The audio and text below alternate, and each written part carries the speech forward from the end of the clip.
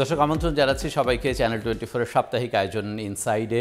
ইকবাল আহসান আছি আপনাদের সাথে। ভিগো ওয়্যার গার্ড প্রয়োজন মতো বাঁকানো যায়, অধিক চাপেও ভাঙে না। ভিগো। আপনারা জানেন গেল কয়েক মাস ধরেই বাংলাদেশের অর্থনীতি বা ব্যবসা বাণিজ্যের আলোচনার সবচেয়ে কেন্দ্রে মার্কিন যুক্তরাষ্ট্রের যে শুল্ক চ্যালেঞ্জ। এরই মধ্যে সরকার সেজন্য সমঝোতার উদ্যোগ নিয়েছে। দারুণভাবে তাদের ব্যস্ততা শুরু হয়েছে, কিন্তু গেল ৩ মাসে আমাদের যে অগ্রগতি সেটা নিয়ে উদ্যোক্তাদের মধ্যে যেমন তেমন কোনো স্বস্তির আভাস নেই, তেমনি সরকারও খানিকটা চিন্তিত। শেষ পর্যন্ত যদি বাড়তি 35% শুল্ক দিয়ে সেই বাজারে কম্পিট করতে হয়, আসলে বাংলাদেশের রপ্তানি বাণিজ্য কোন দিকে যাবে? আমরা একজন উদ্যোক্তার কাছ থেকে এই বিশ্লেষণগুলো জানব।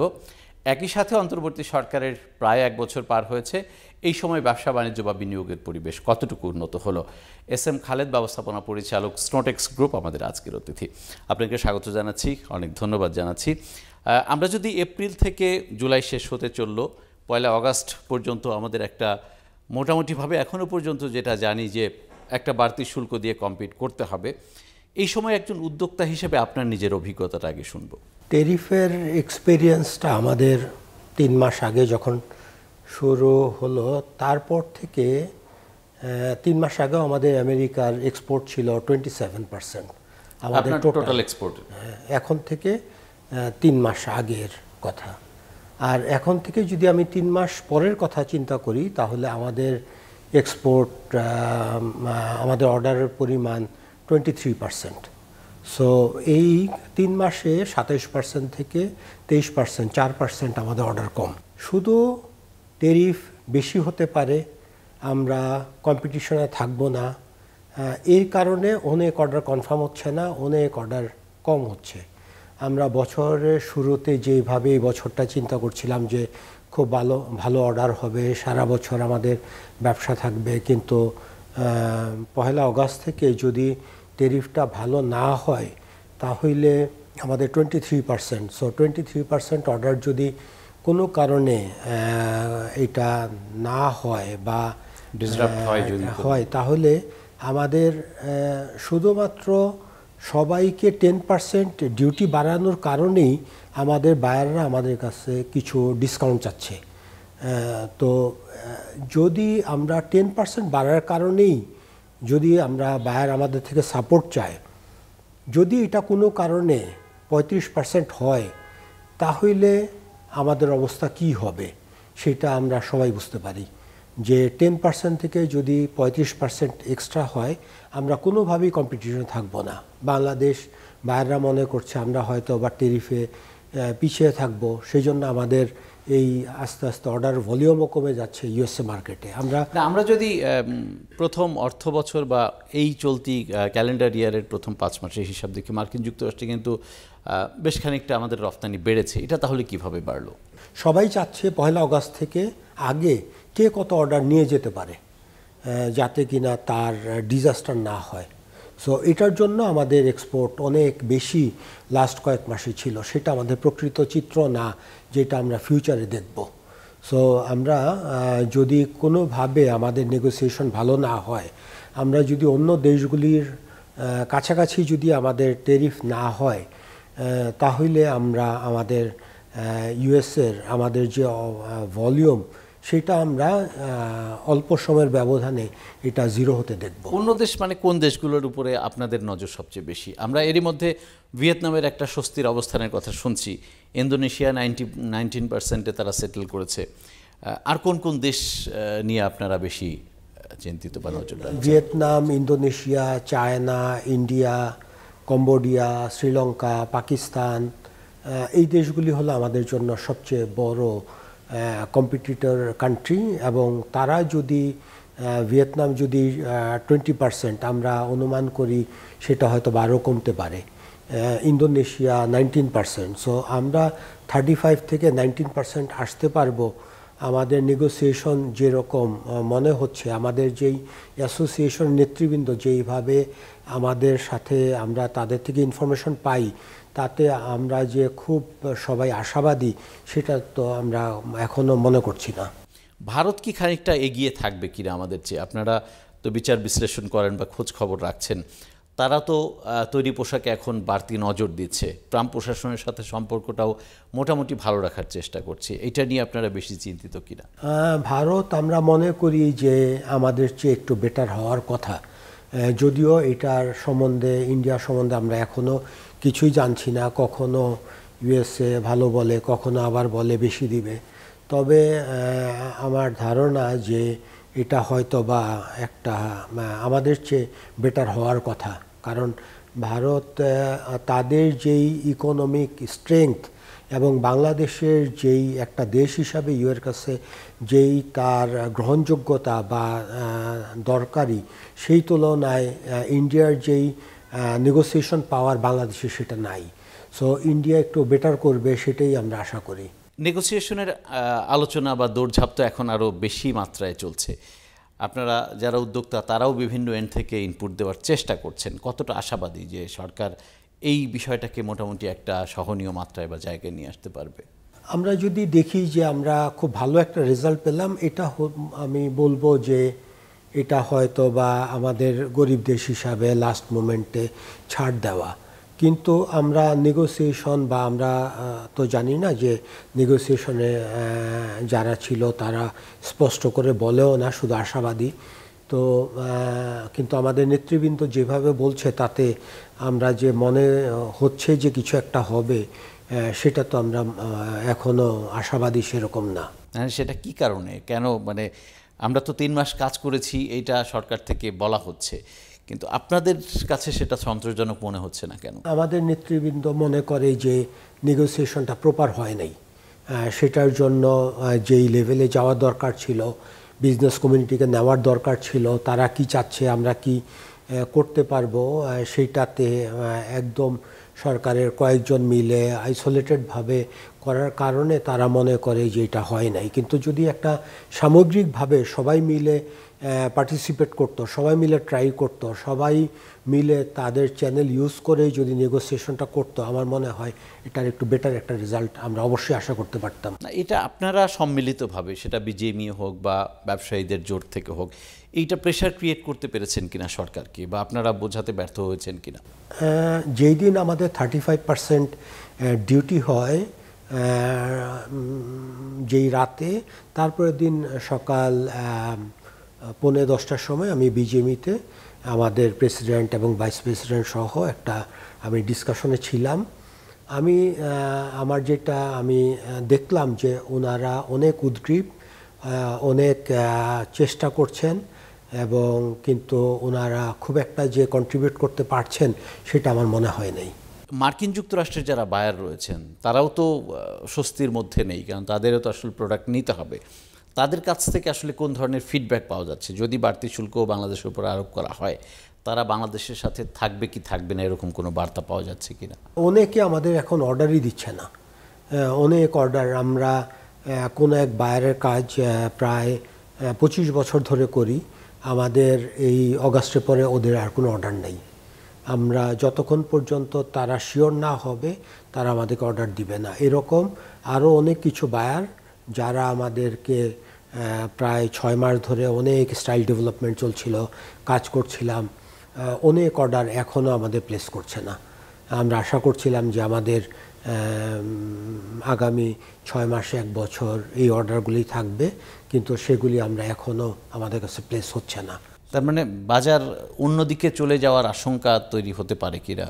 যেই দেশগুলিতে ট্যারিফ কম থাকবে সেটা হবে। তবে একটা পজিটিভ আমি বলতে পারি, সেটা হয়তো বা যে ওই দেশগুলির হয়তো বা নন ইউএসএ অর্ডার কিছু বাংলাদেশে আসতে পারে, তারা হয়তো বা ইউএস অর্ডারগুলি সেই দেশে নিয়ে যাবে। তাতে যদি আমাদের কিছু অর্ডার বাড়ে, সেটা যদি আমাদের জন্য পজিটিভ কিছু হয়। Diploma full cream milk powder যুগ যুগ ধরে ডেজার্টকে বানায় এতটা ডেলিশিয়াস, যার চোখ ধাঁধানোর স্বাদের কাছে হারবে সবাই। নিউজিল্যান্ডের 8 আগস্ট 1 বছর পূর্ণ হবে অন্তর্বর্তী সরকারের। একজন উদ্যোক্তা হিসেবে এই সময়ে আপনি কতটুকু পজিটিভ হতে পেরেছেন? গত 1 বছরে বিজনেস কমিউনিটি সরকার থেকে অনেক দূরে ছিল। সরকার আমাদের বিজনেস কমিউনিটিকে খুব একটা কাছে রাখেন নাই। আমাদের যে বাণিজ্য উপদেষ্টা, উনিও ক্যাবিনেটে আসছেন অনেক মাস পরে। সো আমাদের বিজনেস কমিউনিটি কি সাপোর্ট দরকার, কি ধরনের আমাদের ডিমান্ড, আমরা কি চাই, স্পেশালি আমি যদি বলি যে আমাদের তত্ত্বাবধায়কের আন্ডারে যে আমরা কয়েক মাস ছিলাম, এই সময়ে বিজনেস লিডার যারা সরকারের কাছে বললি কিছু বলতে পারে, তত্ত্বাবধায়কের সময় আমরা সেটা পাইনি। তো আমরা আমাদের চাওয়া, আমাদের বিপদ, আমাদের কি করলে আমরা ব্যবসা ভালো করতে পারবো, সেটাতে আমাদের বিজনেসের সাথে সরকারের একটা দূরত্ব আমরা গত 1 বছরে দেখি।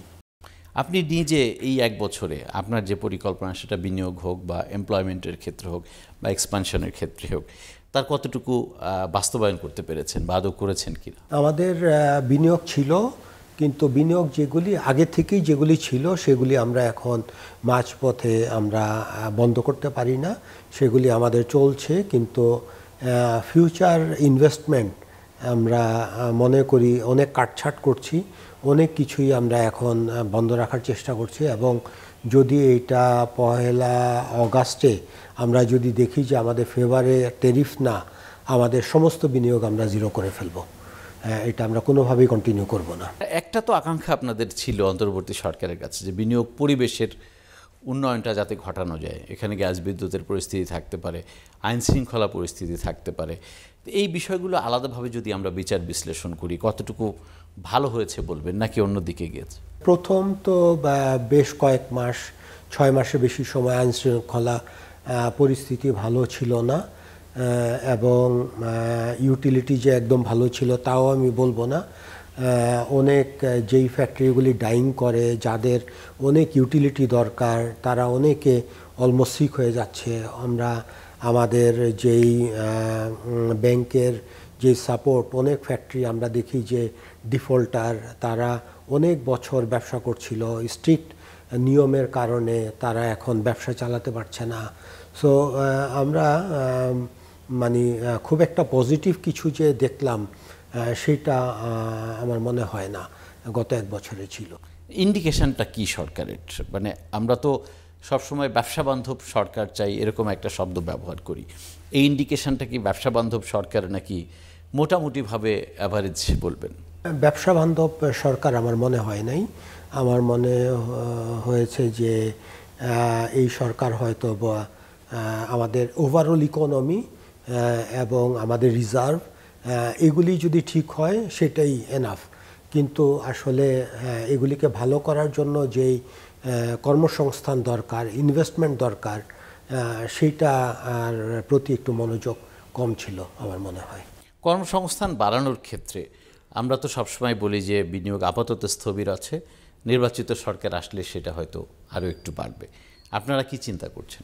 আমিও আশাবাদী যে আমাদের ফিউচারে যেই ইলেক্টেড গভর্নমেন্ট আসবে, তারা আশা করি যে আমাদেরও সংসদে অনেক প্রতিনিধি থাকবে এবং তারা সরকারের সাথে কাজ করতে পারবে, এবং আমরা আমাদের ইকোনমিটাকে আরও ভালোর দিকে নিয়ে যেতে পারবো। সরকার তো এখন মার্কিন যুক্তরাষ্ট্রের সাথে 3য় দফা বৈঠকের জন্য খুব চেষ্টা করছে, হয়তো আমরা আশাবাদী সেটা হয়েও যাবে। কিন্তু আমরা কি এই 35% থেকে 15% নামিয়ে আনা, অথবা জিরো করে দেওয়া, অথবা 20% নিয়ে যাওয়া, এইরকম প্রত্যাশা করতে পারি কিনা? আমাদের যে প্রস্তুতি বা আপনারা বিজনেস কমিউনিটি থেকে যে আভাসটা পাচ্ছেন, কোন দিকে যেতে পারে? এটা হলেও আমার পার্সোনালি আমি যেটা মনে করি যে হয়তো বা এখনই সেটা হবে না। যদি আমরা ইউএসএর ডিমান্ডগুলি কতটুকু কি সেটা আমরা ভালো জানি না, যদি ওইটা আমরা ফুলফিল করতে না পারি। কারণ আমাদের ছোট ছোট দেশগুলির সাথে এখনও ইউএসএ এমন কিছুই ডিক্লেয়ার করে নেই, এটা টোটালি আনসার্টেন। আমাদের উপরে ছোট ছোট দেশগুলির উপরে অনেক বেশি ট্যারিফ ধার্য করে বড় বড় দেশগুলির সাথে নেগোসিয়েশন করে কিছু কমানোর চেষ্টা করছে। সো যতক্ষণ পর্যন্ত বড় দেশগুলির ট্যারিফটা ফাইনাল না হবে, ততক্ষণ পর্যন্ত আমাদের দেশের ট্যারিফটা সহনীয় মাত্রায় থাকবে বলে আমার মনে হয় না। তাহলে ব্যবসায়ীরা বা উদ্যোক্তারা সমান্তরাল কি চিন্তা করছে? ধরা যাক যে মার্কিন যুক্তরাষ্ট্রের ট্যারিফটা কমলো না, একটা চ্যালেঞ্জ তৈরি হয়ে গেল, এক্সপোর্টটা তো আপনার কন্টিনিউ করতে হবে, সেক্ষেত্রে বিকল্প বাজার বা অন্যান্য বাজারে রপ্তানি বাড়ানোর ক্ষেত্রে কি প্রস্তুতি? ইউএসএ মার্কেট এত বড়, এইটার যে আমরা একটা অল্টারনেটিভ বের করব এটা তো সহজ বিষয় না।